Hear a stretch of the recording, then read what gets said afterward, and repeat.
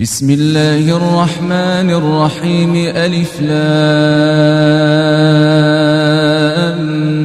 ميم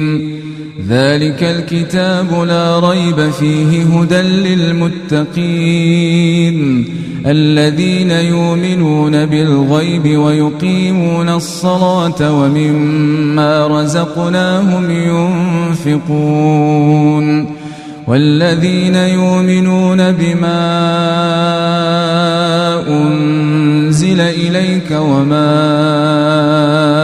أنزل من قبلك وبالآخرة هم يوقنون أولئك على هدى من ربهم وأولئك هم المفلحون إن الذين كفروا سواء عليهم أنذرتهم أم لم تنذرهم لا يؤمنون ختم الله على قلوبهم وعلى سمعهم وعلى أبصارهم غشاوة ولهم عذاب عظيم ومن الناس من يقول آمنا بالله وباليوم الآخر وما هم بمؤمنين يخادعون الله والذين آمنوا وما يخادعون إلا أنفسهم وما يشعرون في قلوبهم مرض فزادهم الله مرضا ولهم عذاب أليم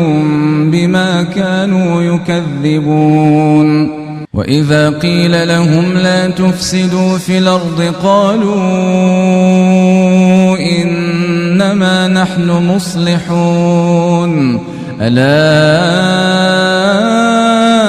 إنهم هم المفسدون ولكن لا يشعرون وإذا قيل لهم آمنوا كما آمن الناس قالوا أنؤمن كما آمن السفهاء ألا إنهم هم السفهاء ولكن لا يعلمون وإذا لقوا الذين آمنوا قالوا آمنا وإذا خلوا إلى شياطينهم قالوا إنا معكم إنما نحن مستهزئون الله يستهزئ بهم ويمدهم في طغيانهم يعمهون أولئك الذين اشتروا الضلالة بالهدى فما ربحت تجارتهم وما كانوا مهتدين مثلهم كمثل الذي استوقد نارا فلما أضاءت ما حوله ذهب الله بنورهم وتركهم في ظلمات لا يبصرون صم بكم عمي فهم لا يرجعون أو كصيب من السماء فيه ظلمات ورعد وبرق يجعلون أصابعهم في آذانهم من الصواعق حذر الموت والله محيط بالكافرين يكاد البرق يخطف أبصارهم كلما أضاء براء لهم مشوا فيه، وإذا أظلم عليهم قاموا، ولو شاء الله لذهب بسمعهم وأبصارهم، إن الله على كل شيء قدير. يا أيها الناس اعبدوا ربكم الذي خلقكم والذين من قبلكم لعلكم تتقون، الذي جعل لكم الأرض فراشا والسماء بناء وأنزل من السماء ماء فأخرج به من الثمرات رزقا لكم، فلا تجعلوا لله أندادا وأنتم تعلمون. وإن كنتم في ريب مما نزلنا على عبدنا فاتوا بسورة من مثله وادعوا شهداءكم من دون الله إن كنتم صادقين، فإن لم تفعلوا ولن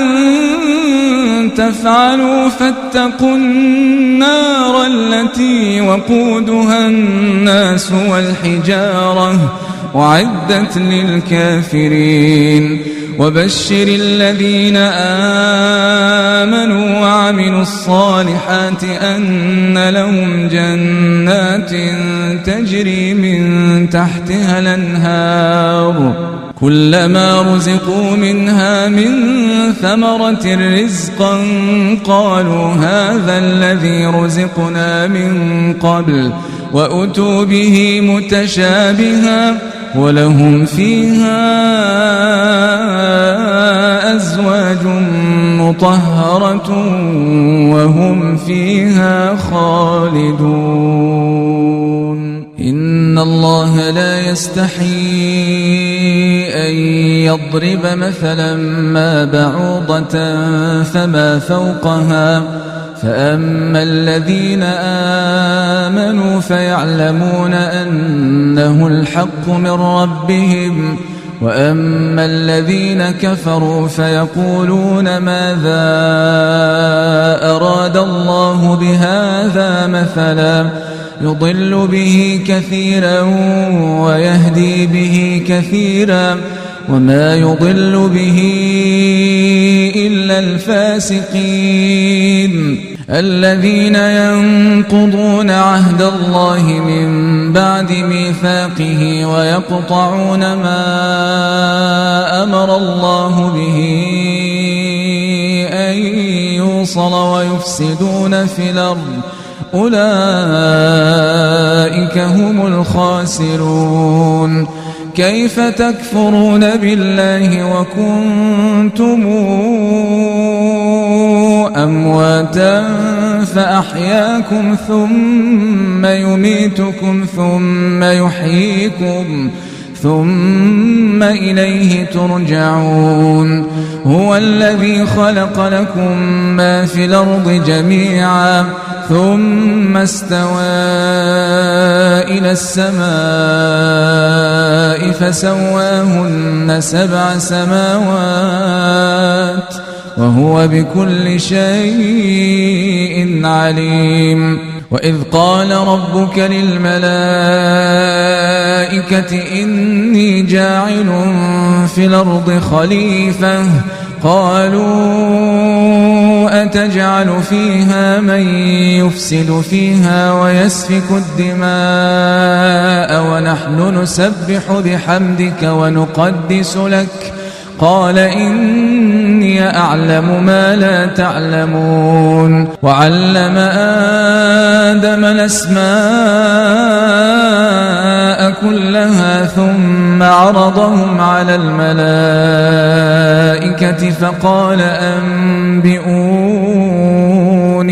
فقال أنبئوني بأسماء هؤلاء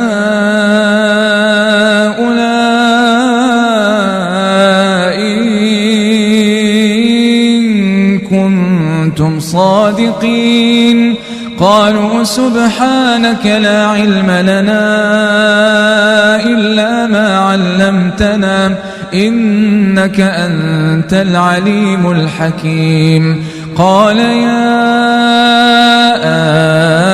آدم أنبئهم بأسمائهم فلما أنبأهم بأسمائهم قال ألم قل لكم إني أعلم غيب السماوات والأرض وأعلم ما تبدون وما كنتم تكتمون. وإذ قلنا للملائكة اسجدوا لآدم فسجدوا إلا إبليس أبى واستكبر وكان من الكافرين. وقلنا يا آدم اسكن أنت وزوجك الجنة وكلا منها رغدا حيث شئتما ولا تقربا هذه الشجرة فتكونا من الظالمين.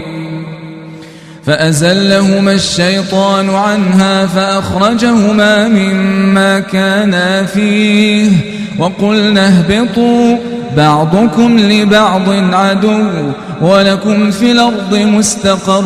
ومتاع إلى حين. فتلقى آدم من ربه كلمات فتاب عليه إنه هو التواب الرحيم. قلنا اهبطوا منها جميعا فإما ياتينكم مني هدى فمن تبع هداي فلا خوف عليهم ولا هم يحزنون. والذين كفروا وكذبوا بآياتنا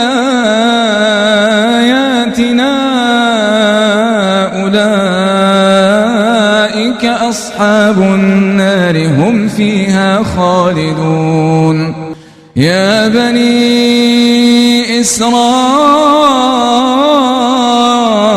اذكروا نعمتي التي أنعمت عليكم وأوفوا بعهدي أوف بعهدكم وإياي فارهبون. وآمنوا بما أنزلت مصدقا لما معكم ولا تكونوا أول كافر به ولا تشتروا بآياتي ثمنا قليلا وإياي فاتقون. ولا تلبسوا الحق بالباطل وتكتموا الحق وأنتم تعلمون. وأقيموا الصلاة وآتوا الزكاة واركعوا مع الراكعين. أتأمرون الناس بالبر وتنسون أنفسكم وأنتم تتلون الكتاب أفلا تعقلون. واستعينوا بالصبر والصلاة وإنها لكبيرة إلا على الخاشعين الذين يظنون أنهم ملاقو ربهم وأنهم إليه راجعون. يا بني إسرائيل اذكروا نعمتي التي أنعمت عليكم وأني فضلتكم على العالمين. واتقوا يوما لا تجزي نفس عن نفس شيئا ولا يقبل منها شفاعة ولا يؤخذ منها عدل ولا هم ينصرون. وإذ نجيناكم من آل فرعون يسومونكم سوء العذاب يذبحون أبناءكم ويستحيون نساءكم وفي ذلكم بلاء من ربكم عظيم. وإذ فرقنا بكم البحر فأنجيناكم وأغرقنا آل فرعون وأنتم تنظرون. وإذ واعدنا موسى 40 ليلة ثم اتخذتم العجل من بعده وأنتم ظالمون ثم عفونا عنكم من بعد ذلك لعلكم تشكرون. وإذا آتينا موسى الكتاب والفرقان لعلكم تهتدون. وإذ قال موسى لقومه يا قوم إنكم ظلمتم أنفسكم باتخاذكم العجل فتوبوا إلى بارئكم فاقتلوا أنفسكم ذلكم خير لكم عند بارئكم فتاب عليكم إنه هو التواب الرحيم. وإذ قلتم يا موسى لن نؤمن لك حتى نرى الله جهرة فأخذتكم الصاعقة وأنتم تنظرون ثم بعثناكم من بعد موتكم لعلكم تشكرون. وظللنا عليكم الغمام وأنزلنا عليكم المن والسلوى كلوا من طيبات ما رزقناكم وما ظلمونا ولكن كانوا أنفسهم يظلمون. وإذ قلنا ادخلوا هذه القرية فكلوا منها حيث شئتم رغدا وادخلوا الباب سجدا وقولوا حطة يغفر لكم خطاياكم وسنزيد المحسنين. فبدل الذين ظلموا قولا غير الذي قيل لهم فأنزلنا على الذين ظلموا رجزا من السماء بما كانوا يفسقون. وإذ استسقى موسى لقومه فقلنا اضرب بعصاك الحجر فانفجرت منه 12 عينا قد علم كل أناس مشربهم كلوا واشربوا من رزق الله ولا تعثوا في الأرض مفسدين. وإذ قلتم يا موسى لن نصبر على طعام واحد فادع لنا ربك يخرج لنا مما تنبت الأرض من بقلها وقثائها وفومها وعدسها وبصلها قال أتستبدلون الذي هو أدنى بالذي هو خير اهبطوا مصرا فإن لكم ما سألتم وضربت عليهم الذلة والمسكنة وباءوا بغضب من الله ذلك بأنهم كانوا يكفرون بآيات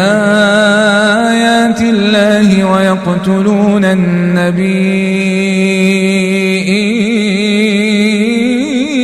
بغير الحق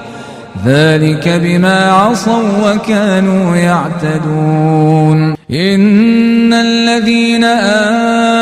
آمنوا والذين هادوا والنصارى والصابين من آمن بالله واليوم الآخر وعمل صالحا فلهم أجرهم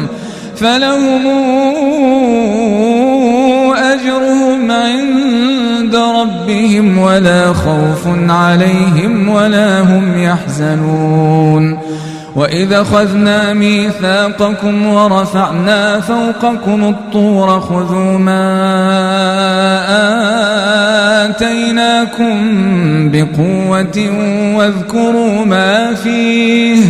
واذكروا ما فيه لعلكم تتقون ثم توليتم من بعد ذلك فلولا فضل الله عليكم ورحمته لكنتم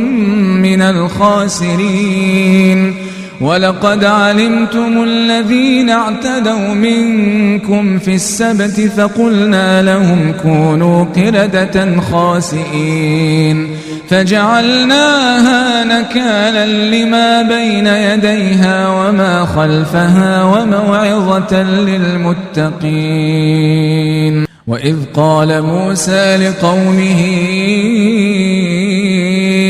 إن الله يأمركم أن تذبحوا بقرة قالوا أتتخذنا هزؤا قال أعوذ بالله أن أكون من الجاهلين قالوا ادع لنا ربك يبين لنا ما هي قال إنه يقول إنها بقرة لا فارض ولا بكر عوان بين ذلك فافعلوا ما تؤمرون قالوا ادع لنا ربك يبين لنا ما لونها قال إنه يقول إنها بقرة صفراء فاقع لونها تسر الناظرين قالوا ادع لنا ربك يبين لنا ما هي إن البقرة شابه علينا وإنا إن شاء الله لمهتدون قال إنه يقول إنها بقرة لا ذلول تثير الأرض ولا تسقي الحرث مسلمة لا شية فيها قالوا لا نجئت بالحق فذبحوها وما كانوا يفعلون وإذ قتلتم نفسا فادارأتم فيها والله مخرج ما كنتم تكتمون فقلنا اضربوه ببعضها كذلك يحيي الله الموتى ويريكم آياته لعلكم تعقلون ثم قست قلوبكم من بعد ذلك فهي كالحجارة أو أشد قسوة وإن من الحجارة لما يتفجر منه الأنهار وإن منها لما يشقق فيخرج منه الماء وإن منها لما يهبط من خشية الله وما الله بغافل عما تعملون أفتطمعون أن يؤمنوا لكم وقد كان فريق منهم يسمعون كلام الله ثم يحرفونه من بعد ما عقلوه وهم يعلمون وإذا لقوا الذين آمنوا قالوا آمنا وإذا خلا بعضهم إلى بعض قالوا أتحدثونهم بما فتح الله عليكم ليحاجوكم به عند ربكم أفلا تعقلون أولا يعلمون أن الله يعلم ما يسرون وما يعلنون ومنهم أميون لا يعلمون الكتاب إلا أماني وإن هم إلا يظنون فويل للذين يكتبون الكتاب بأيديهم ثم يقولون هذا من عند الله ليشتروا به ثمنا قليلا فويل لهم مما كتبت أيديهم وويل لهم مما يكسبون وقالوا لن تمسنا النار إلا أياما معدودة قل اتخذتم عند الله عهدا فلن يخلف الله عهده أم تقولون على الله ما لا تعلمون بلى من كسب سيئة وأحاطت به خطيئاته فأولئك أصحاب النار هم فيها خالدون والذين آمنوا وعملوا الصالحات أولئك أصحاب الجنة هم فيها خالدون وإذا أخذنا ميثاق بني إسرائيل لا تعبدون إلا الله وبالوالدين إحسانا وذي القربى واليتامى والمساكين وقولوا للناس حسنا وأقيموا الصلاة وآتوا الزكاة ثم توليتم إلا قليلا منكم وأنتم معرضون وإذا أخذنا ميثاقكم لا تسفكون دماءكم ولا تخرجون أنفسكم من دياركم ثم أقررتم وأنتم تشهدون ثم أنتم هؤلاء تقتلون أنفسكم وتخرجون فريقا منكم من ديارهم تظاهرون عليهم بالإثم والعدوان وإن يأتوكم أسارى تفادوهم وهو محرم عليكم إخراجهم أفتؤمنون ببعض الكتاب وتكفرون ببعض فما جزاء من يفعل ذلك منكم إلا خزي في الحياة الدنيا ويوم القيامة يردون إلى أشد العذاب وما الله بغافل عما يعملون أولئك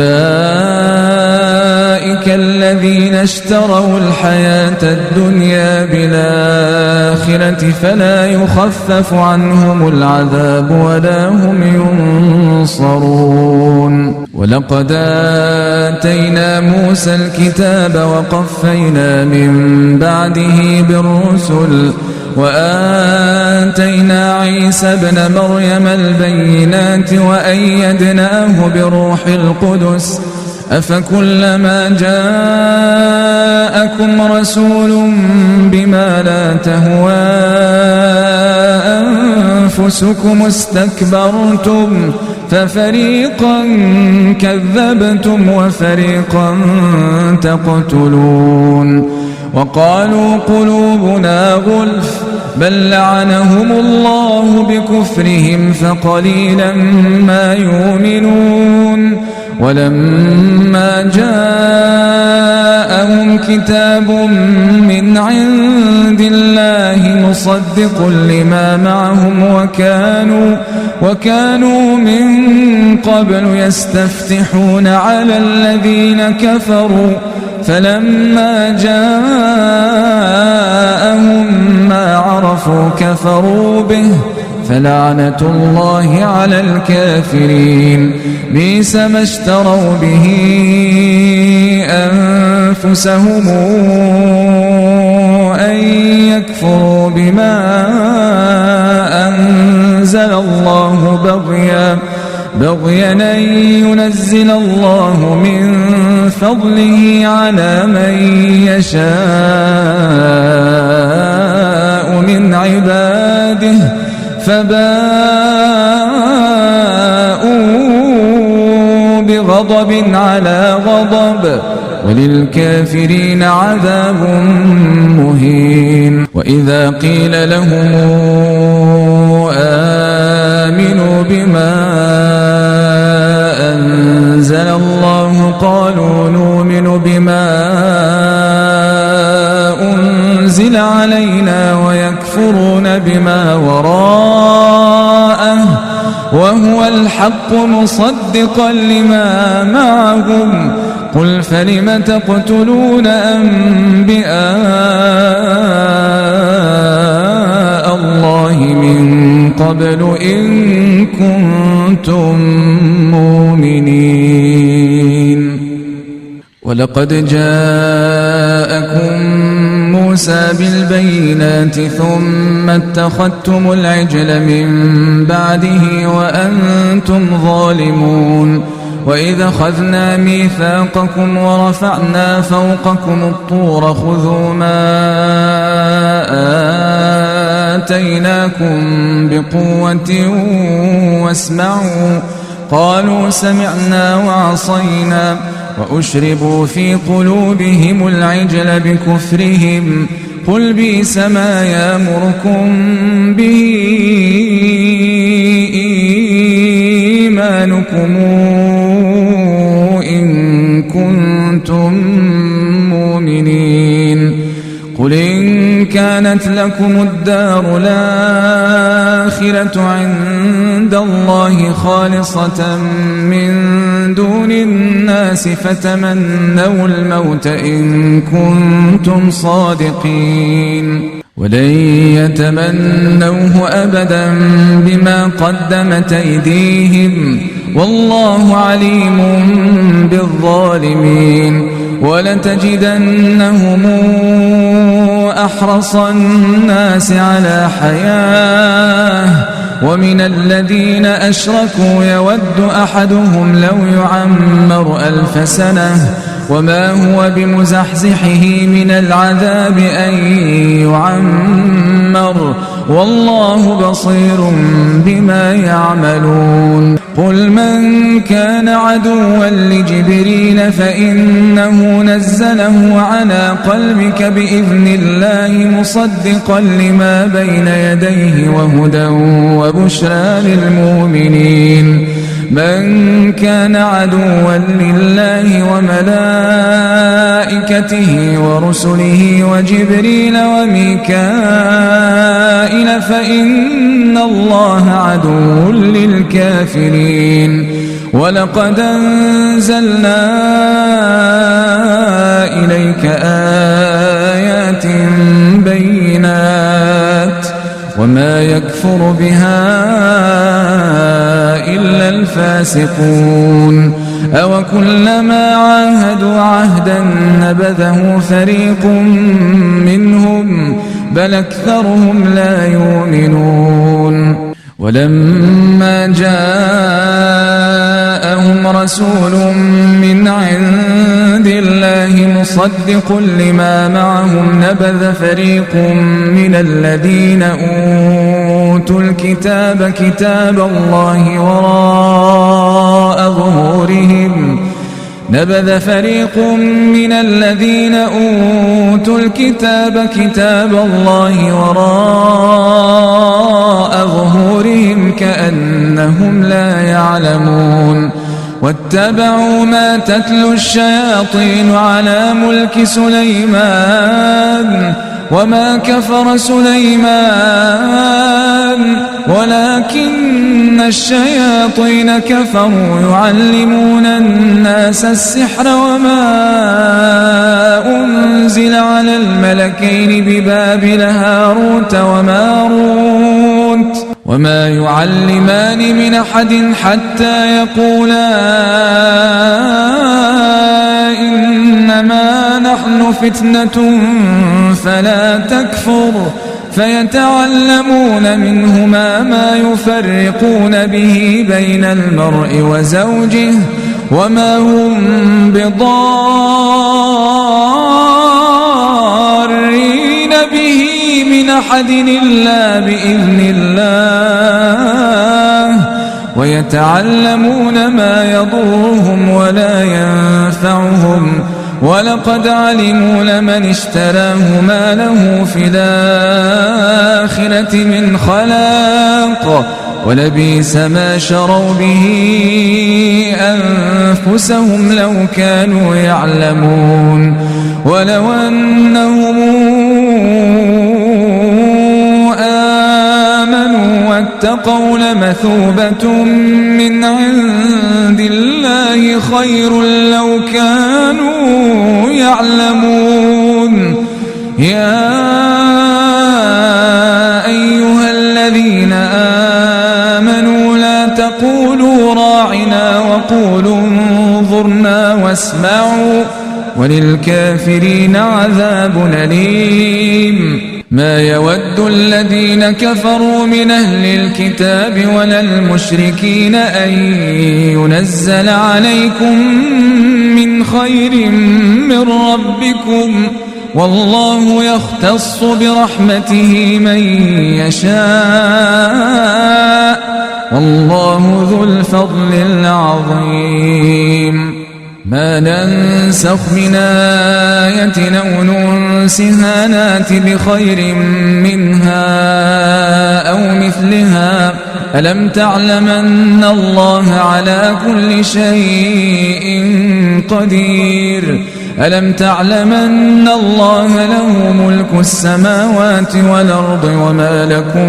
من دون الله من ولي ولا نصير أم تريدون أن تسألوا رسولكم كما سئل موسى من قبل ومن يتبدل الكفر بالإيمان فقد ضل سواء السبيل ود كثير من أهل الكتاب لو يردونكم من بعد إيمانكم كفارا حسدا من عند أنفسهم من بعد ما تبين لهم الحق فاعفوا واصفحوا حتى ياتي الله بأمره إن الله على كل شيء قدير وأقيموا الصلاة وآتوا الزكاة وما تقدموا لأنفسكم من خير تجدوه عند الله إن الله بما تعملون بصير وقالوا لن يدخل الجنة إلا من كان هودا أو نصارى تلك أمانيهم قل هاتوا برهانكم إن كنتم صادقين بلى من أسلم وجهه لله وهو محسن فله أجره عند ربه ولا خوف عليهم ولا هم يحزنون وقالت اليهود ليست النصارى على شيء وقالت النصارى ليست اليهود على شيء وهم يتلون الكتاب كذلك قال الذين لا يعلمون مثل قولهم فالله يحكم بينهم يوم القيامة فيما كانوا فيه يختلفون ومن أظلم ممن منع مساجد الله أن يذكر فيها اسمه وسعى في خرابها أولئك ما كان لهم أن يدخلوها إلا خائفين لهم في الدنيا خزي ولهم في الآخرة عذاب عظيم ولله المشرق والمغرب فأينما تولوا فثم وجه الله إن الله واسع عليم وقالوا اتخذ الله ولدا سبحانه بل له ما في السماوات والأرض كل له قانتون بديع السماوات والأرض وإذا قضى أمرا فإنما يقول له كن فيكون وقال الذين لا يعلمون لولا يكلمنا الله أو تأتينا آية كذلك قال الذين من قبلهم مثل قولهم تشابهت قلوبهم قد بينا الآيات لقوم يوقنون إنا أرسلناك بالحق بشيرا ونذيرا ولا تسأل عن أصحاب الجحيم ولن ترضى عنك اليهود ولا النصارى حتى تتبع ملتهم قل إن هدى الله هو الهدى ولئن اتبعت أهواءهم بعد الذي جاءك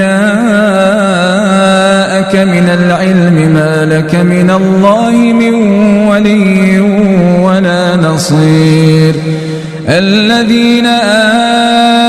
آتيناهم الكتاب يتلونه حق تلاوته أولئك يؤمنون به ومن يكفر به فأولئك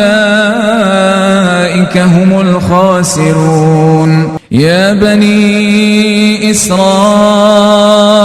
اذكروا نعمتي التي أنعمت عليكم وأني فضلتكم على العالمين واتقوا يوما لا تجزي نفس عن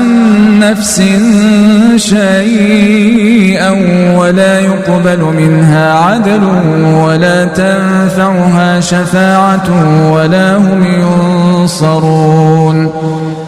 وإذ ابتلى إبراهيم ربه بكلمات فأتمهن قال إني جاعلك للناس إماما قال ومن ذريتي قال لا ينال عهدي الظالمين وإذ جعلنا البيت مثابة للناس وأمنا واتخذوا من مقام إبراهيم مصلى وعهدنا إلى إبراهيم وإسماعيل أن طهر بيتي للطائفين والعاكفين والركع السجود وإذ قال إبراهيم رب اجعل هذا بلدنا آمنا وارزق أهله من الثمرات من آمن منهم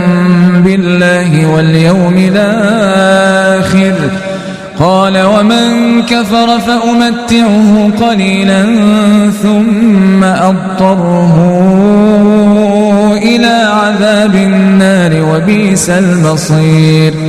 وإذ يرفع إبراهيم القواعد من البيت وإسماعيل ربنا تقبل منا إنك أنت السميع العليم ربنا واجعلنا مسلمين لك ومن ذريتنا أمة مسلمة لك وأرنا مناسكنا وتب علينا إنك أنت التواب الرحيم ربنا وابعث فيهم رسولا منهم يتلو عليهم آياتك ويعلمهم الكتاب والحكمة ويزكيهم إنك أنت العزيز الحكيم ومن يرغب عن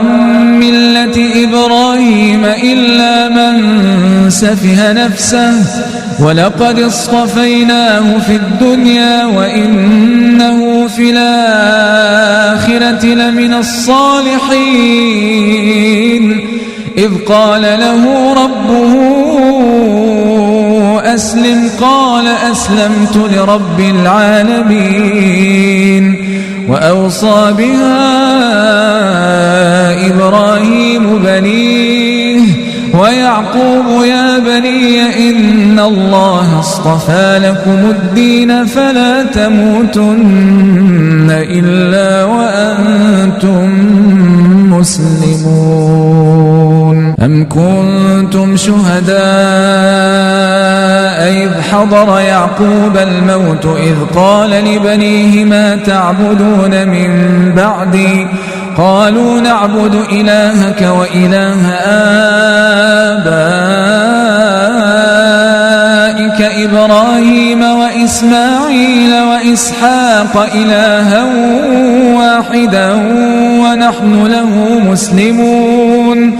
تلك أمة قد خلت لها ما كسبت ولكم ما كسبتم ولا تسألون عما كانوا يعملون وقالوا كونوا هودا أو نصارى تهتدوا قل بل ملة إبراهيم حنيفا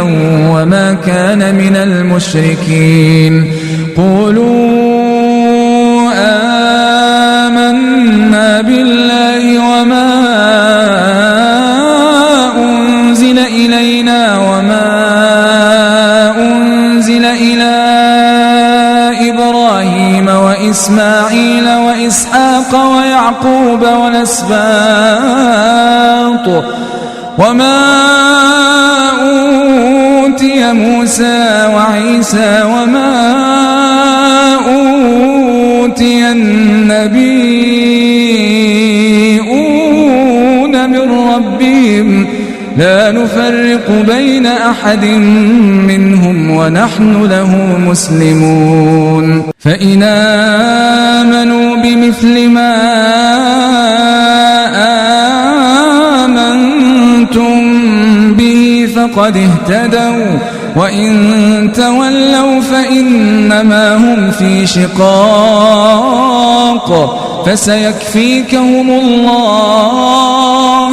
فسيكفيكهم الله وهو السميع العليم صبغة الله ومن أحسن من الله صبغة ونحن له عابدون قل تحاجوننا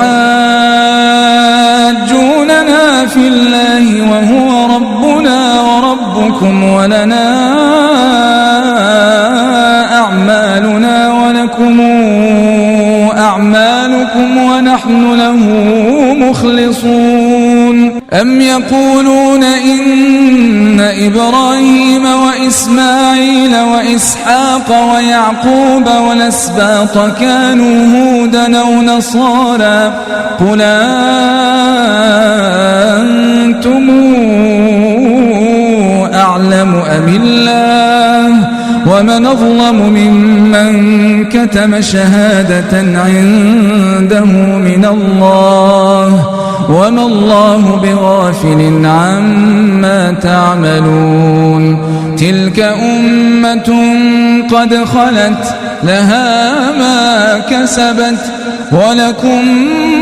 ما كسبتم ولا تسألون عما كانوا يعملون سيقول السفهاء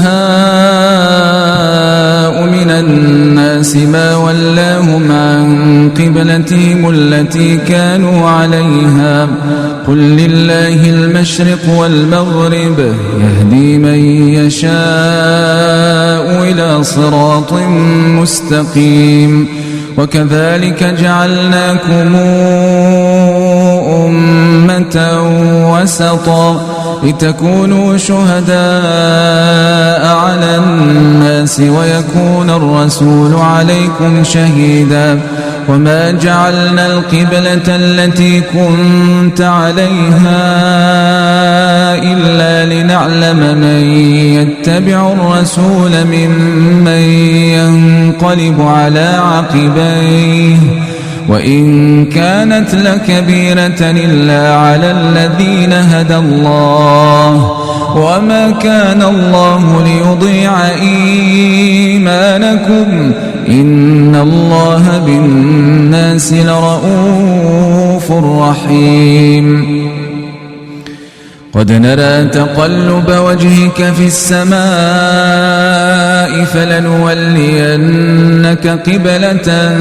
ترضاها فول وجهك شطر المسجد الحرام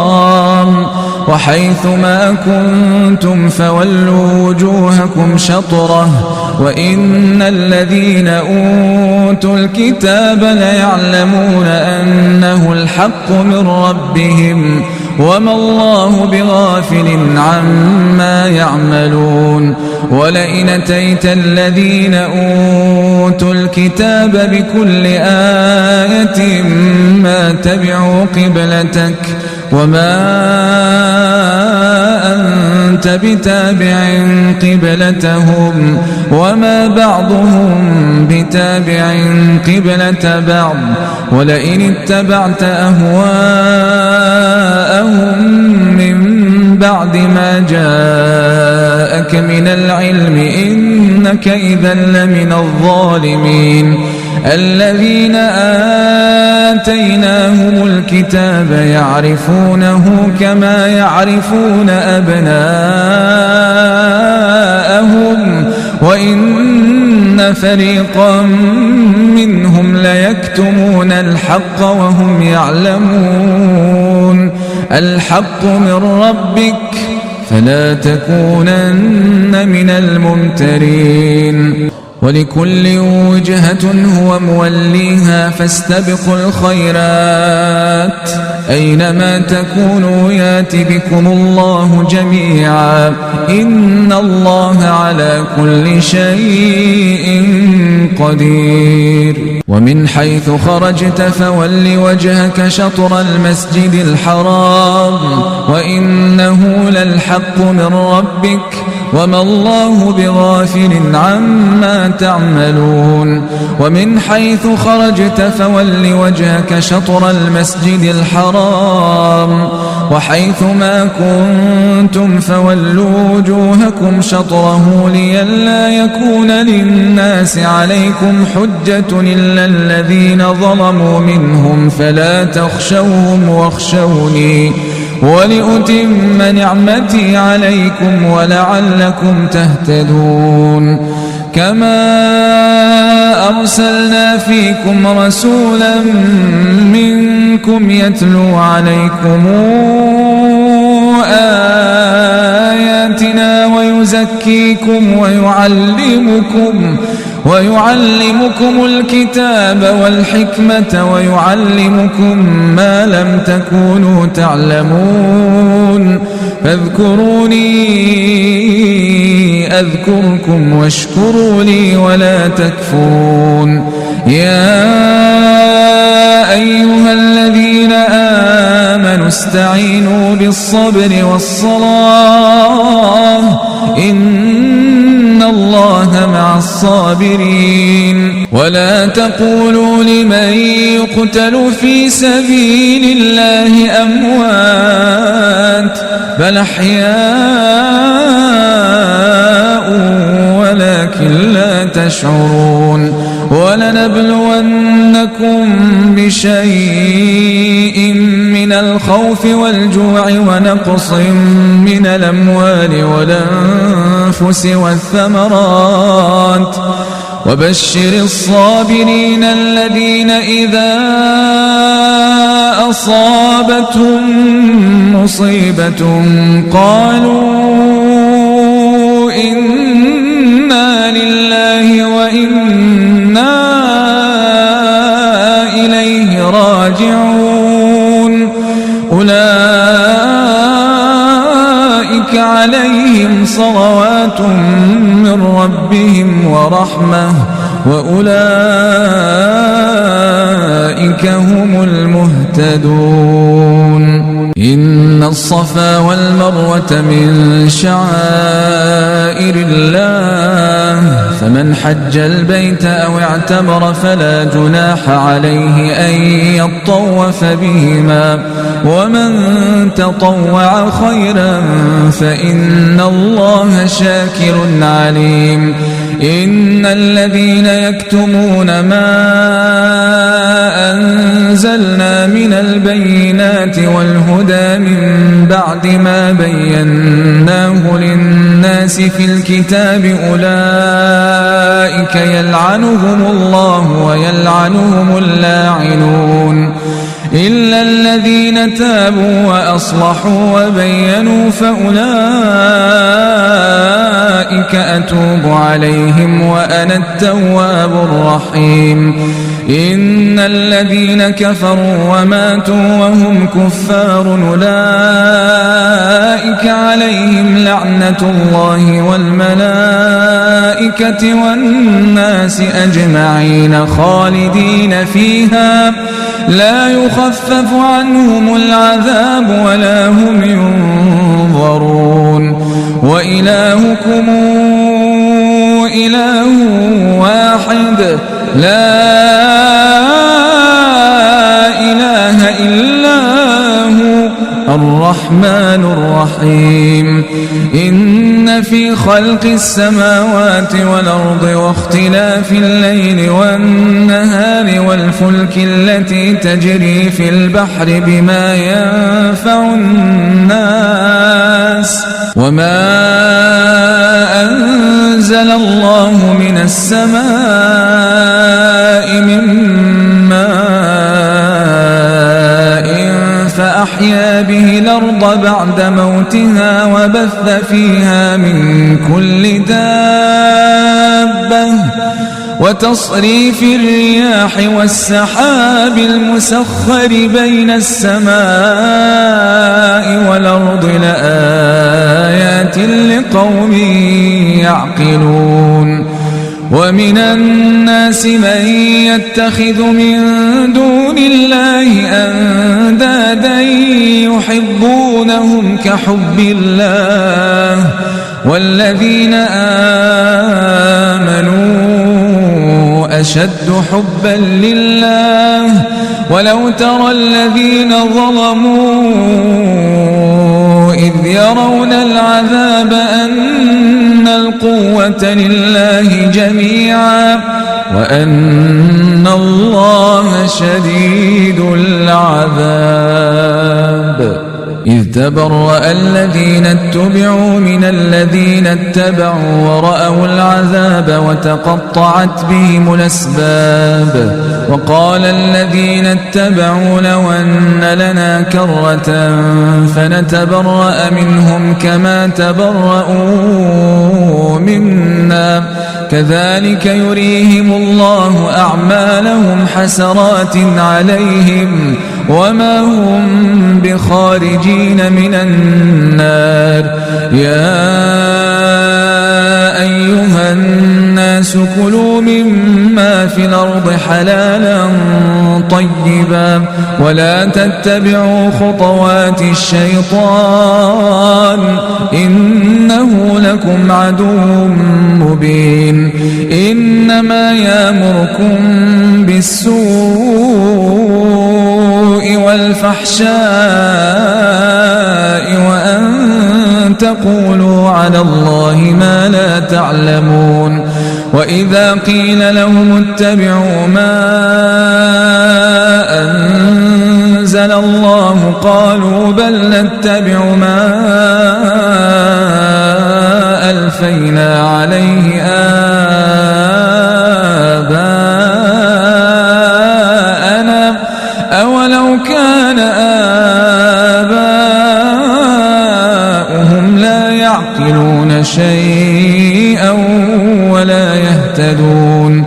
ومثل الذين كفروا كمثل الذي ينعق بما لا يسمع إلا دعاء ونداء صم بكم عمي فهم لا يعقلون يا أيها الذين آمنوا كلوا من طيبات ما رزقناكم واشكروا لله إن كنتم إياه تعبدون إنما حرم عليكم الميتة والدم ولحم الخنزير وما أهل به لغير الله فمن اضطر غير باغ ولا عاد فلا إثم عليه إن الله غفور رحيم إن الذين يكتمون ما أنزل الله من الكتاب ويشترون به ثمنا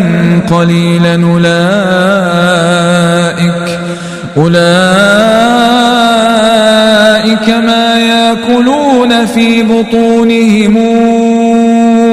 إلا النار ولا يكلمهم الله يوم القيامة ولا يزكيهم ولهم عذاب أليم أولئك الذين اشتروا الضلالة بالهدى والعذاب بالمغفرة فما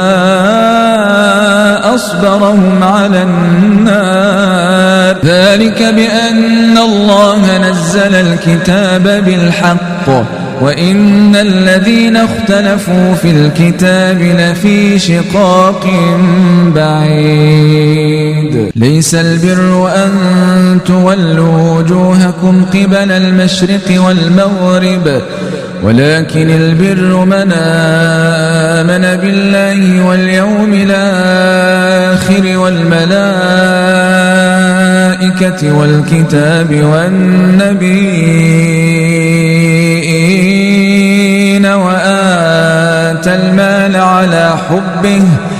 وآتى المال على حبه ذوي القربى واليتامى والمساكين وابن السبيل والسائلين وفي الرقاب وأقام الصلاة وآتى الزكاة والموفون بعهدهم إذا عاهدوا والصابرين في البأساء والضراء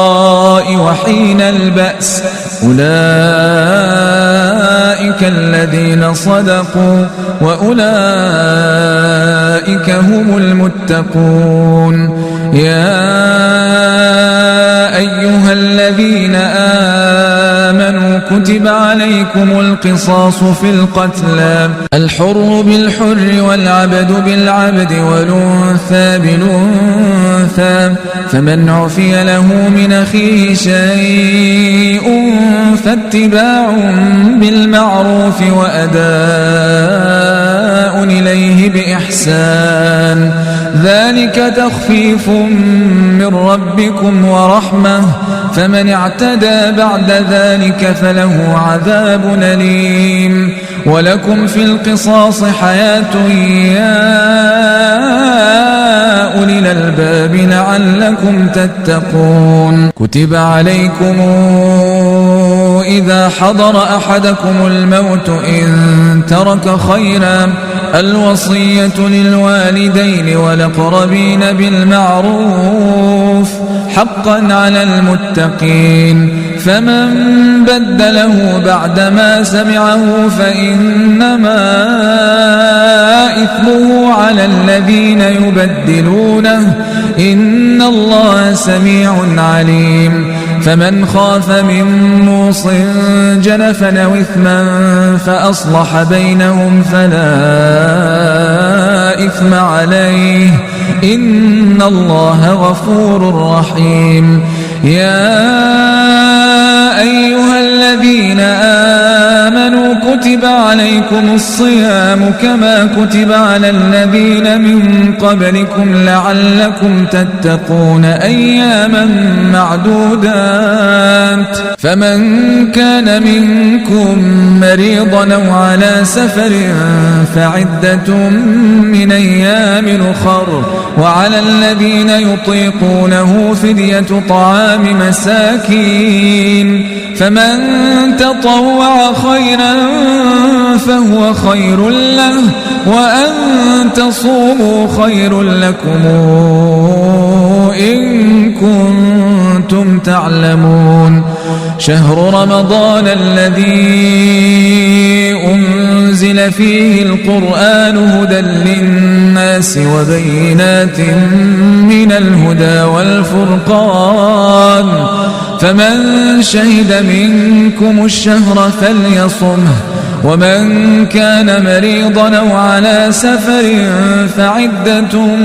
من أيام أخر يريد الله بكم اليسر ولا يريد بكم العسر ولتكملوا العدة ولتكبروا الله على ما هداكم ولعلكم تشكرون وإذا سألك عبادي عني فإني قريب أجيب دعوة الداعي إذا دعان فليستجيبوا لي وليؤمنوا بي لعلهم يرشدون أحل لكم ليلة الصيام الرفث إلى نسائكم هن لباس لكم وأنتم لباس لهن علم الله أنكم كنتم تختانون أنفسكم فتاب عليكم وعفى عنكم فلا نباشروهن وابتغوا ما كتب الله لكم وكلوا واشربوا حتى يتبين لكم الخيط الأبيض من الخيط الأسود من الفجر ثم أتموا الصيام إلى الليل ولا تباشروهن وأنتم عاكفون في المساجد تلك حدود الله فلا تقربوها كذلك يبين الله آياته للناس لعلهم يتقون ولا تأكلوا أموالكم بينكم بالباطل وتدلوا بها إلى الحكام لتأكلوا فريقا من أموال الناس بالإثم وأنتم تعلمون يسألونك عن الأهلة قل هي مواقيت للناس والحج وليس البر بأن تأتوا البيوت من ظهورها ولكن البر من اتقى واتوا البيوت من أبوابها واتقوا الله لعلكم تفلحون وقاتلوا في سبيل الله الذين يقاتلونكم ولا تعتدوا إن الله لا يحب المعتدين واقتلوهم حيث ثقفتموهم وأخرجوهم من حيث أخرجوكم والفتنة أشد من القتل ولا تقاتلوهم عند المسجد الحرام حتى يقاتلوكم فيه فإن قاتلوكم فاقتلوهم كذلك جزاء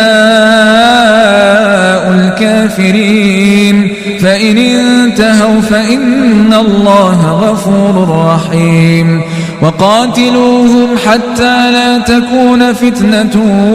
ويكون الدين لله فإن انتهوا فلا عدوان إلا على الظالمين الشهر الحرام بالشهر الحرام والحرمات قصاص فمن اعتدى عليكم فاعتدوا عليه بمثل ما اعتدى عليكم واتقوا الله واعلموا أن الله مع المتقين وأنفقوا في سبيل الله ولا تلقوا بأيديكم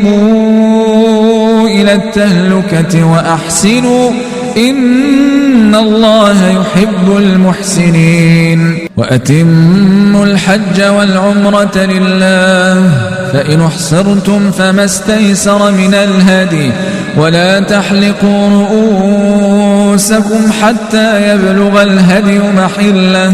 فمن كان منكم مريضا أو به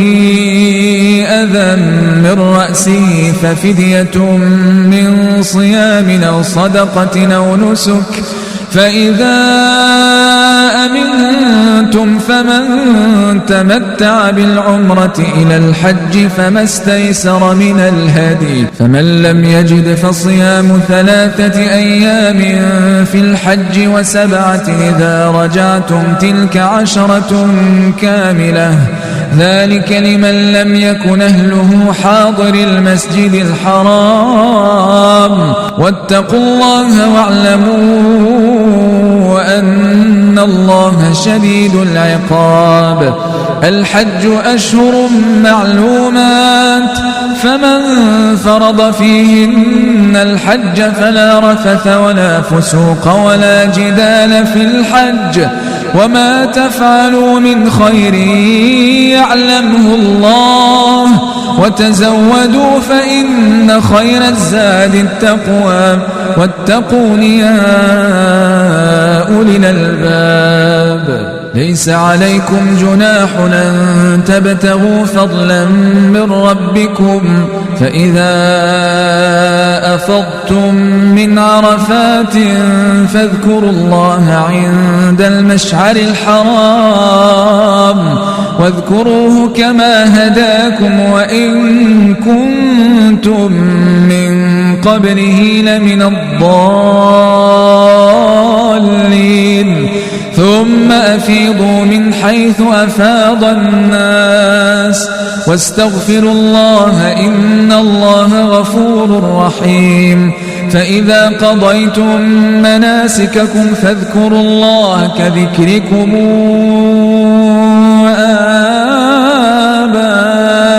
آباءكم أو أشد ذكرا فمن الناس من يقول ربنا آتنا في الدنيا وما له في الآخرة من خلاق ومنهم من يقول ربنا آتنا في الدنيا حسنة وفي الآخرة حسنة وقنا عذاب النار أولئك لهم نصيب مما كسبوا والله سريع الحساب واذكروا الله في أيام معدودات فمن تعجل في يومين فلا إثم عليه ومن تأخر فلا إثم عليه لمن اتقى واتقوا الله واعلموا أنكم إليه تحشرون ومن الناس من يعجبك قوله في الحياة الدنيا ويشهد الله على ما في قلبه وهو ألد الخصام وإذا تولى سعى في الأرض ليفسد فيها ويهلك الحرث والنسل والله لا يحب الفساد وإذا قيل له اتق الله أخذته العزة بالإثم فحسبه جهنم ولبئس المهاد ومن الناس من يشري نفسه ابتغاء مرضات الله والله رؤوف بالعباد يا أيها الذين آمنوا ادخلوا في السلم كافة ولا تتبعوا خطوات الشيطان إنه لكم عدو مبين فإن زللتم من بعد ما جاءتكم البينات فاعلموا أن الله عزيز حكيم هل ينظرون إلا أن يأتيهم الله في ظلل من الغمام والملائكة وقضي الأمر وإلى الله ترجع الأمور سل بني إسرائيل كما آتيناهم من آية بينة ومن يبدل نعمة الله من بعد ما جاءته فإن الله شديد العقاب زين للذين كفروا الحياة الدنيا ويسخرون من الذين آمنوا والذين اتقوا فوقهم يوم القيامة والله يرزق من يشاء بغير حساب كان الناس أمة واحدة فبعث الله النبيين مبشرين ومنذرين وأنزل معهم الكتاب بالحق ليحكم بين الناس فيما اختلفوا فيه وما اختلف فيه إلا الذين أوتوه من بعد ما جاءتهم البينات بغيا بينهم فهدى الله الذين آمنوا لما اختلفوا فيه من الحق بإذنه والله يهدي من يشاء إلى صراط مستقيم أم حسبتم أن تدخلوا الجنة ولما ياتكم مثل الذين خلوا من قبلكم مستهم البأساء والضراء وزلزلوا حتى يقول الرسول والذين آمنوا معه متى نصر الله ألا إن نصر الله قريب يسألونك ماذا ينفقون قل ما أنفقتم من خير فللوالدين والأقربين واليتامى والمساكين وابن السبيل وما تفعلوا من خير فإن الله به عليم كتب عليكم القتال وهو كره لكم وعسى أن تكرهوا شيئا وهو خير لكم وعسى أن تحبوا شيئا وهو شر لكم والله يعلم وأنتم لا تعلمون. يسألونك عن الشهر الحرام قتال فيه قل قتال فيه كبير وصد عن سبيل الله وكفر به والمسجد الحرام وإخراج أهله منه أكبر عند الله والفتنة أكبر من القتل ولا يزالون يقاتلونكم حتى يردوكم عن دينكم إن استطاعوا ومن يرتد منكم عن دينه فيمت وهو كافر فأولئك حبطت أعمالهم في الدنيا والآخرة وأولئك أصحاب النار هم فيها خالدون. إن الذين آمنوا والذين هاجروا وجاهدوا في سبيل الله أولئك يرجون رحمة الله والله غفور رحيم. يسألونك عن الخمر والميسر قل فيهما إثم كبير ومنافع للناس وإثمهما أكبر من نفعهما ويسألونك ماذا ينفقون قل العفو كذلك يبين الله لكم الآيات لعلكم تتفكرون في الدنيا والآخرة. ويسألونك عن اليتامى قل إصلاح لهم خير وإن تخالطوهم فإخوانكم والله يعلم المفسد من المصلح ولو شاء الله لأعنتكم إن الله عزيز حكيم. ولا تنكحوا المشركات حتى يؤمن ولأمة مؤمنة خير من مشركة ولو أعجبتكم ولا تنكحوا المشركين حتى يؤمنوا ولعبد مؤمن خير من مشرك ولو أعجبكم أولئك يدعون إلى النار والله يدعو إلى الجنة والمغفرة بإذنه ويبين آياته للناس لعلهم يتذكرون. ويسألونك عن المحيض قل هو أذى فاعتزلوا النساء في المحيض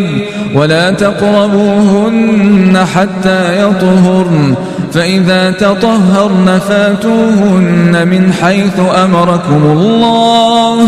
إن الله يحب التوابين ويحب المتطهرين. نساؤكم حرث لكم فاتوا حرثكم أن شئتم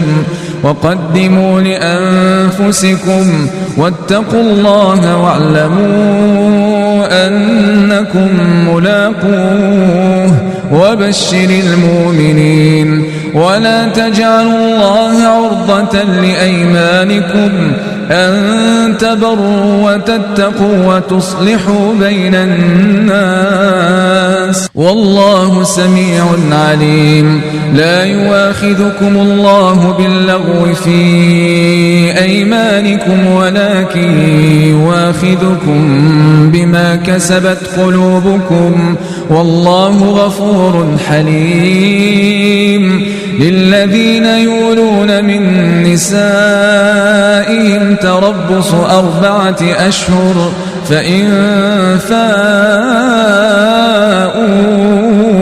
فإن الله غفور رحيم. وإن عزموا الطلاق فإن الله سميع عليم. والمطلقات يتربصن بأنفسهن 3 قروء ولا يحل لهن أن يكتمن ما خلق الله في أرحامهن إن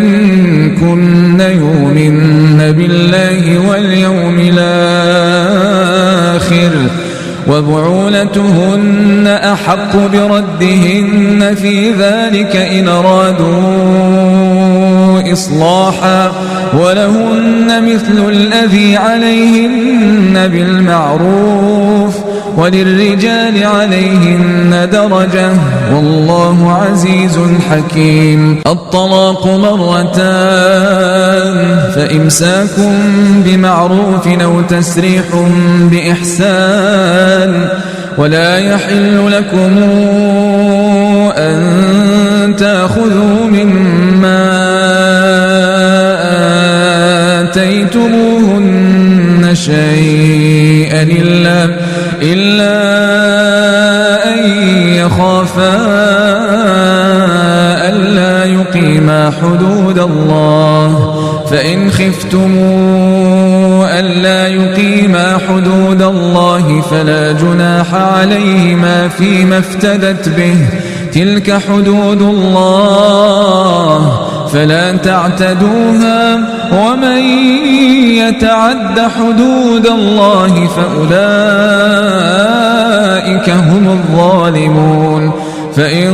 طلقها فلا تحل له من بعد حتى تنكح زوجا غيره فإن طلقها فلا جناح عليهما أن يتراجعا إن ظنا أن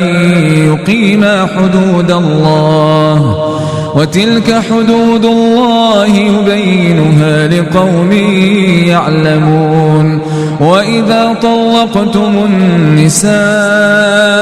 فبلغن أجلهن فأمسكوهن بمعروف أو سرحوهن بمعروف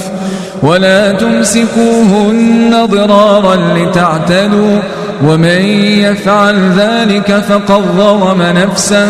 ولا تتخذوا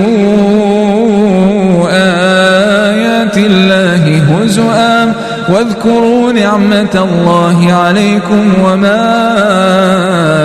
أنزل عليكم من الكتاب والحكمة يعظكم به واتقوا الله واعلموا أن الله بكل شيء عليم. وإذا طلقتم النساء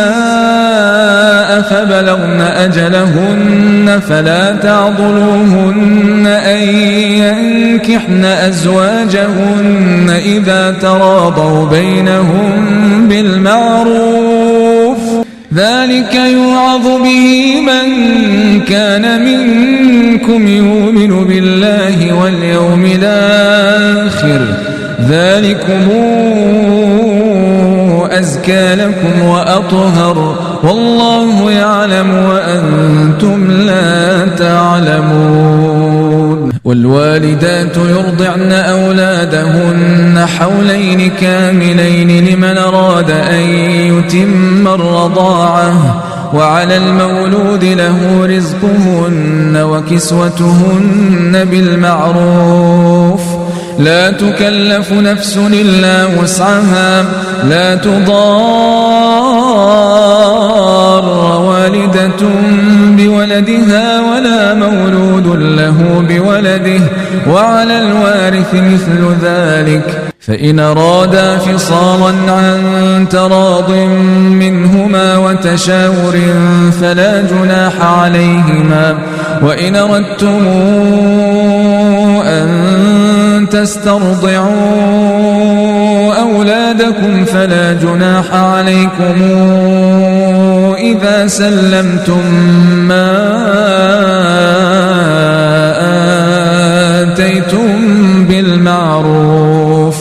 واتقوا الله واعلموا أن الله بما تعملون بصير والذين يتوفون منكم ويذرون أزواجا يتربصن بأنفسهن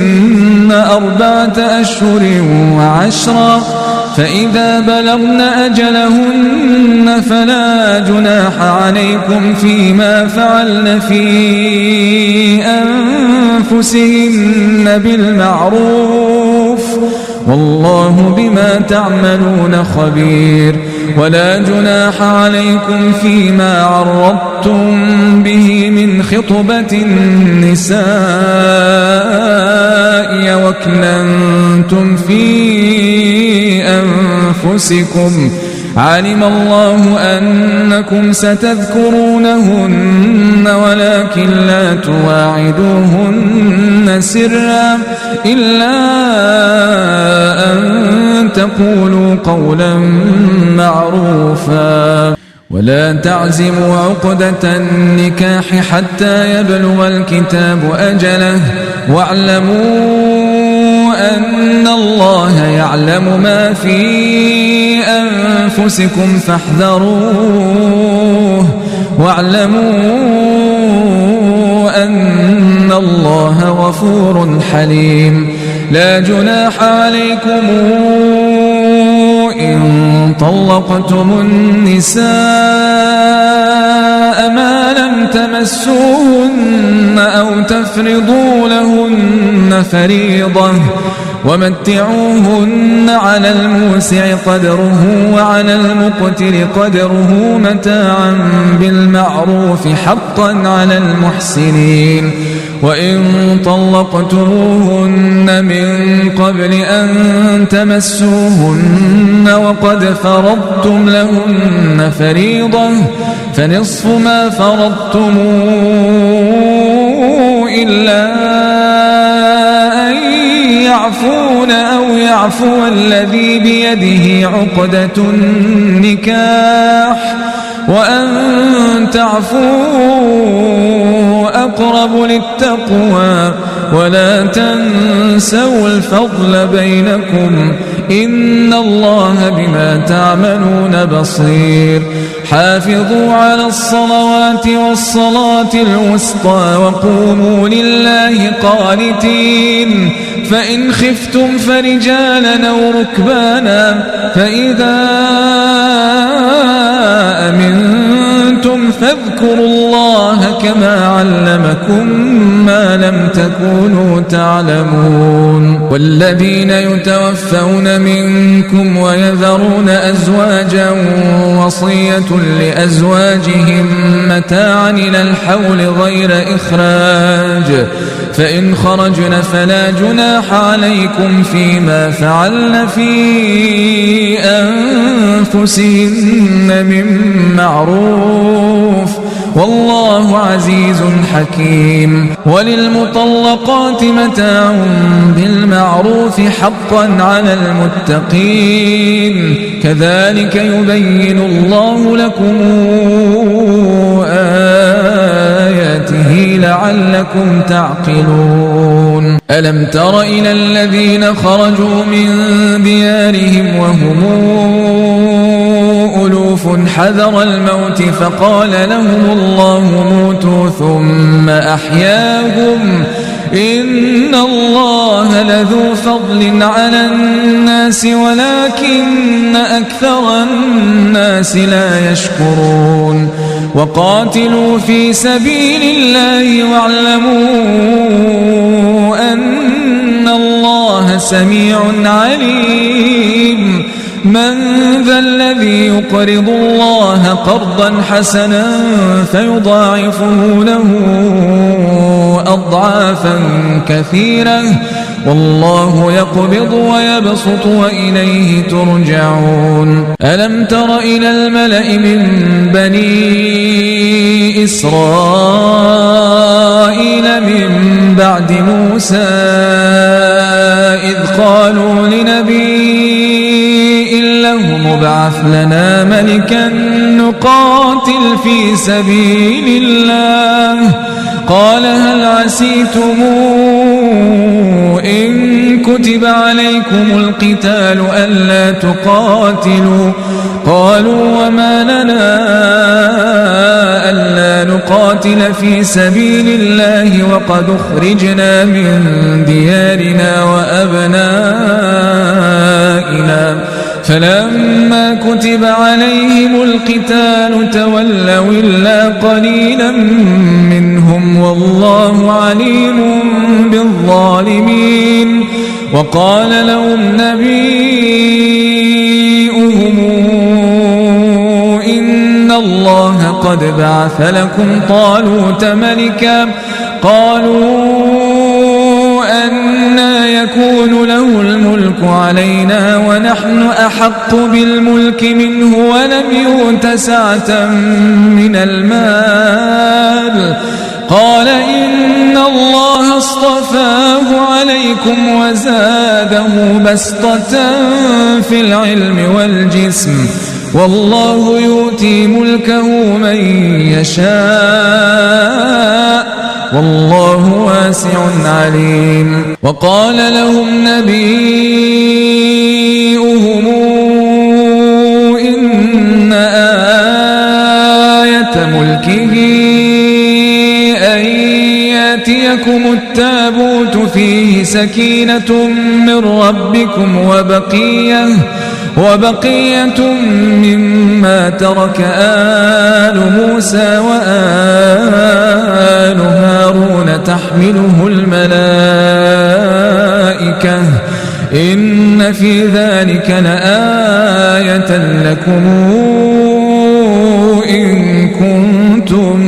مؤمنين فلما فصل طالوت بالجنود قال إن الله مبتليكم بنهر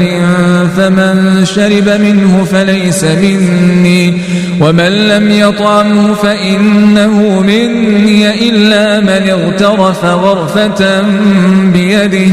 فشربوا منه إلا قليلا منهم فلما جاوزه هو والذين آمنوا معه قالوا لا طاقة لنا اليوم بجالوت وجنوده قال الذين يظنون أنهم ملاقوا الله كم من فئة قليلة غلبت فئة كثيرة بإذن الله والله مع الصابرين ولما برزوا لجالوت وجنوده قالوا ربنا أفرغ علينا صبرا وثبت أقدامنا وانصرنا على القوم الكافرين فهزموهم بإذن الله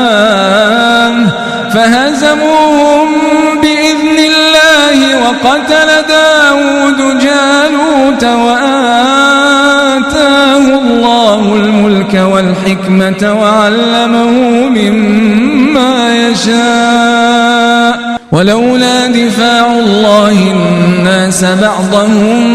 ببعض لفسدت الأرض ولكن الله ذو فضل على العالمين تلك آيات الله نتلوها عليك بالحق وإنك لمن المرسلين كانوا يعملون تلك الرسل فضلنا بعضهم على بعض منهم من كلم الله ورفع بعضهم درجات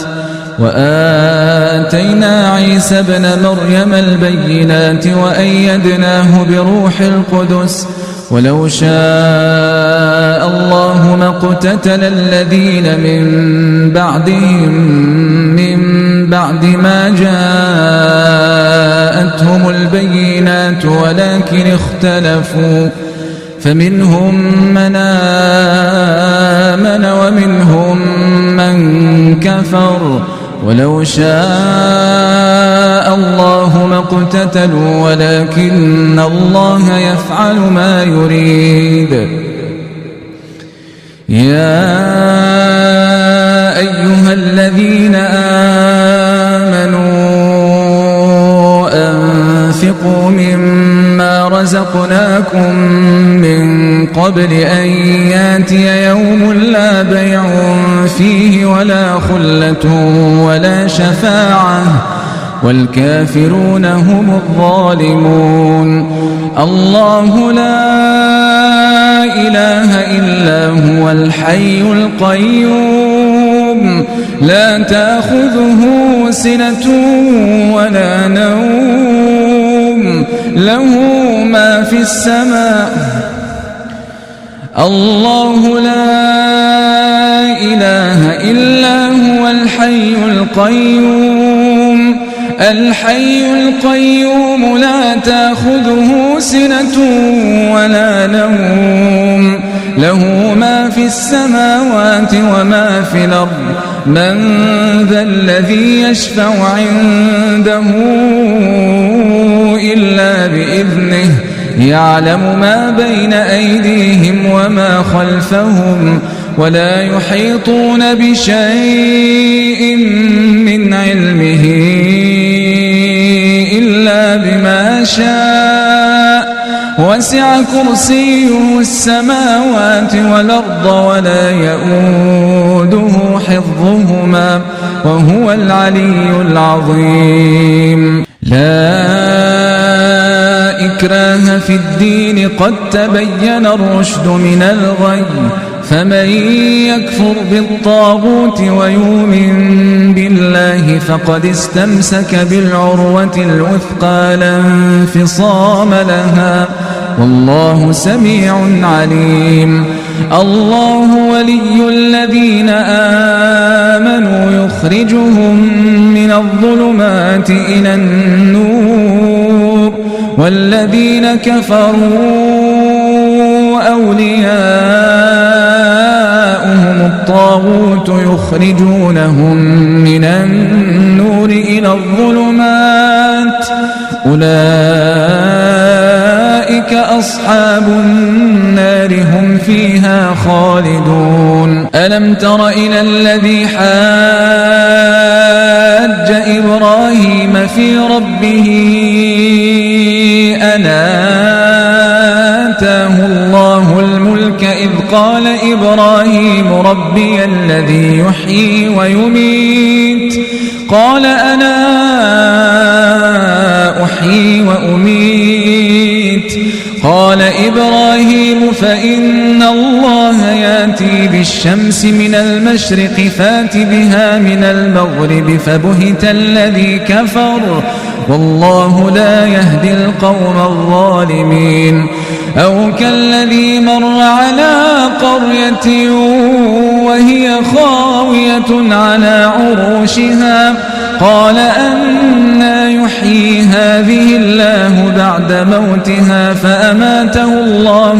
100 عام ثم بعثه قال كم لبثت قال لبثت يوما أو بعض يوم قال بل لبثت 100 عام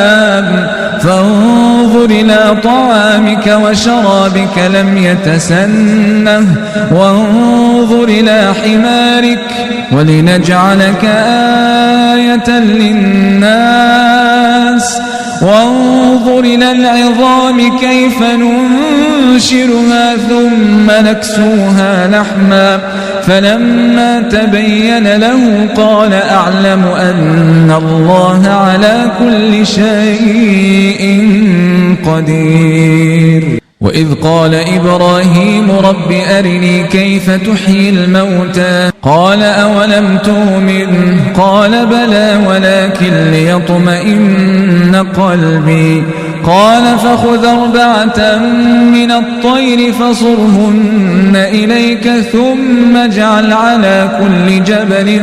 منهن جزءا ثم ادعهن ياتينك سعيا واعلم أن الله عزيز حكيم.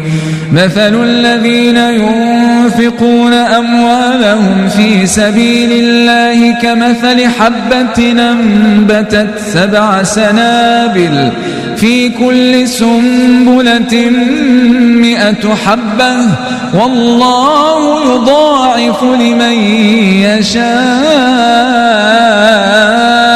والله واسع عليم. الذين ينفقون أموالهم في سبيل الله ثم لا يتبعون ما أنفقوا منا ولا أذى لهم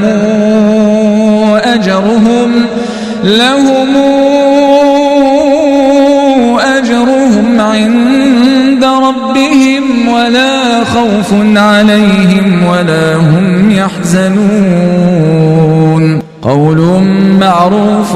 ومغفرة خير من صدقة يتبعها أذى والله غني حليم. يا أيها الذين آمنوا لا تبطلوا صدقاتكم بالمن ولذا كالذي ينفق ماله رئاء الناس ولا يؤمن بالله واليوم الآخر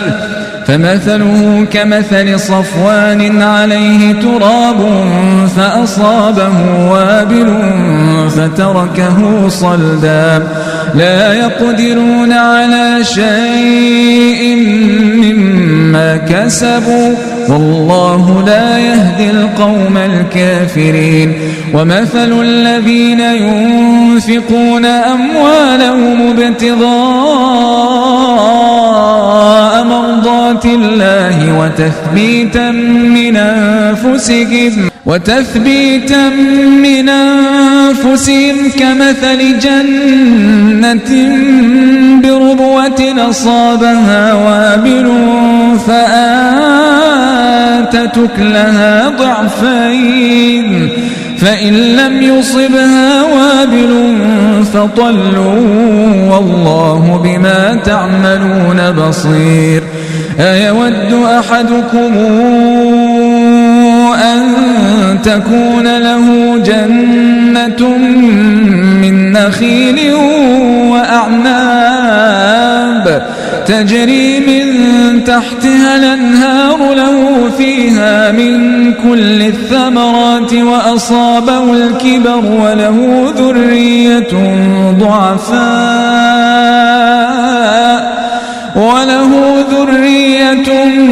ضعفاء فأصابها إعصار فيه نار فاحترقت كذلك يبين الله لكم الآيات لعلكم تتفكرون. يا أيها الذين آمنوا أنفقوا من طيبات ما كسبتم ومما أخرجنا لكم من الأرض ولا تيمموا الخبيث منه تنفقون ولستم بآخذيه إلا أن تغمضوا فيه واعلموا أن الله غني حميد. الشيطان يعدكم الفقر ويأمركم بالفحشاء والله يعدكم مغفرة منه وفضلا والله واسع عليم. يؤتي الحكمة من يشاء ومن يؤت الحكمة فقد أوتي خيرا كثيرا وما يذكر إلا أولو الألباب. وما أنفقتم من نفقة أو نذرتم من نذر فإن الله يعلمه وما للظالمين من أنصار. إن تبدوا الصدقات فنعما هي وإن تخفوها وتؤتوها الفقراء فهو خير لكم ونكفر عنكم من سيئاتكم والله بما تعملون خبير. ليس عليك هداهم ولكن الله يهدي من يشاء وما تنفقوا من خير فلأنفسكم وما تنفقون إلا ابتغاء وجه الله وما تنفقوا من خير يوفى إليكم وأنتم لا تظلمون. للفقراء الذين أحصروا في سبيل الله لا يستطيعون ضربا في الأرض يحسبهم الجاهل أغنياء من التعفف تعرفهم بسيماهم لا يسألون الناس إلحافا وما تنفقوا من خير فإن الله به عليم. الذين ينفقون أموالهم بالليل والنهار سرا وعلانية فلهم أجرهم عند ربهم ولا خوف عليهم ولا هم يحزنون. الذين يأكلون الربا لا يقومون إلا كما يقوم الذي يتخبطه الشيطان من المس ذلك بأنهم قالوا إنما البيع مثل الربا وأحل الله البيع وحرم الربا فمن جاءه موعظة من ربه فانتهى فله ما سلف وأمره إلى الله ومن عاد فأولئك أصحاب النار هم فيها خالدون. يمحق الله الربا ويربي الصدقات والله لا يحب كل كفار نثيم. إن الذين آمنوا وعملوا الصالحات وأقاموا الصلاة وآتوا الزكاة لهم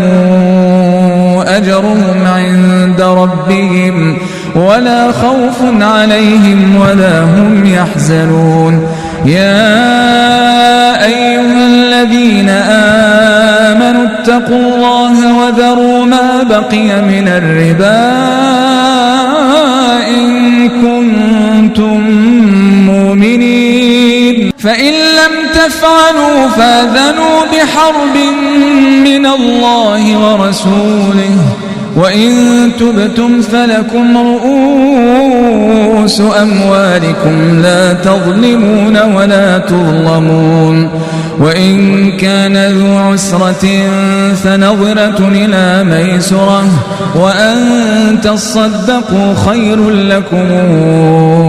إن كنتم تعلمون. واتقوا يوما ترجعون فيه إلى الله ثم توفى كل نفس ما كسبت وهم لا يظلمون. يا أيها الذين آمنوا إذا تداينتم بدين إلى أجل مسمى فاكتبوه وليكتب بينكم كاتب بالعدل ولا ياب كاتب أن يكتب كما علمه الله فليكتب وليملل الذي عليه الحق وليتق الله ربه ولا يبخس منه شيئا فإن كان الذي عليه الحق سفيها أو ضعيفا أو لا يستطيع أن يمل هو فليملل وليه بالعدل واستشهدوا شهيدين من رجالكم فإن لم يكونا رجلين فرجل وامرأتان ممن ترضون من الشهداء أن تضل إحداهما فتذكر إحداهما الأخرى ولا ياب الشهداء إذا ما دعوا ولا تسأموا أن تكتبوه صغيرا أو كبيرا إلى أجله ذلكم أقسط عند الله وأقوم للشهادة وأدنى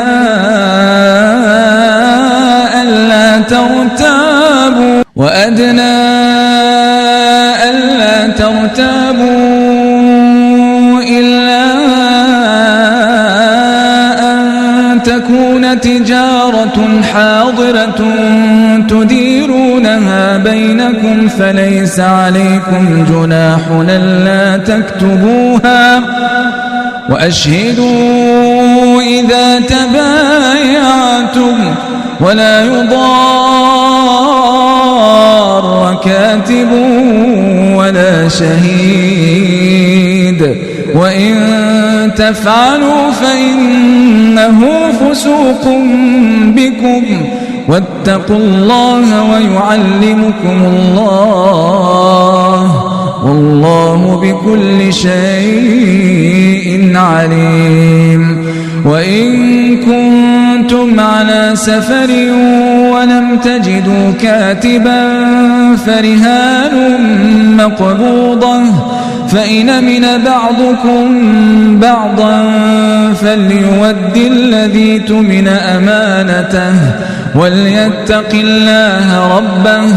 ولا تكتموا الشهادة ومن يكتمها فإنه آثم قلبه والله بما تعملون عليم لله ما في السماوات وما في الأرض وإن تبدوا ما في أنفسكم أو تخفوه يحاسبكم به الله فيغفر لمن يشاء ويعذب من يشاء والله على كل شيء قدير آمن الرسول بما أنزل إليه من ربه والمؤمنون كلنا آمن بالله وملائكته وكتبه ورسله لا نفرق بين أحد من رسله وقالوا سمعنا وأطعنا غفرانك ربنا وإليك المصير لا يكلف الله نفسا إلا وسعها لها ما كسبت وعليها ما اكتسبت ربنا لا تؤاخذنا إن نسينا أو أخطأنا ربنا ولا تحمل علينا إصرا كما حملته على الذين من قبلنا ربنا ولا تحملنا ما لا طاقة لنا به واعف عنا واغفر لنا وارحمنا أنت مولانا فانصرنا على القوم الكافرين